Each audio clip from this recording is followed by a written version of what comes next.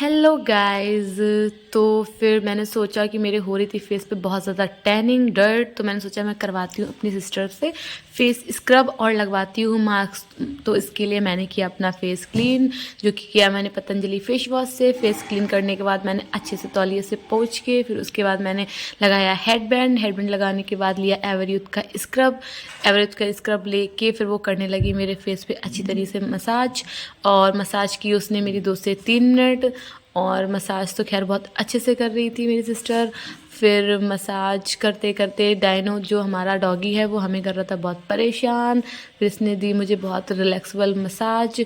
इसके बाद हम कर रहे थे बातें बहुत सारी मसाज कराते कराते, और बहुत मज़ा आ रहा था। फिर इसके बाद इसने किया मेरा फेस क्लीन, और बहुत अच्छी तरीके से फेस क्लीन करने के बाद में फिर इसने निकाले मेरे वाइट हेड्स।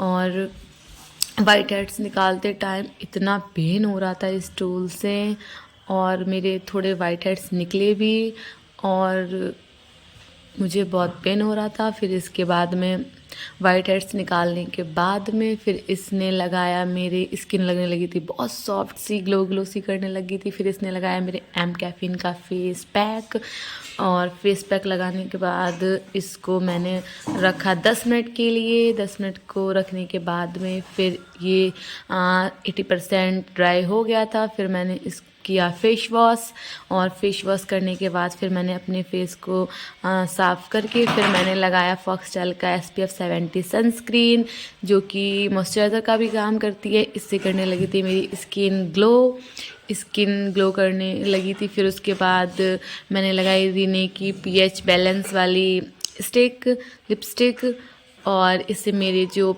लिप्स थे वो लगने लगे थे पिंक पिंक से।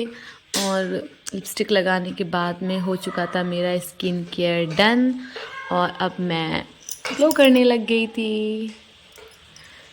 देखिए।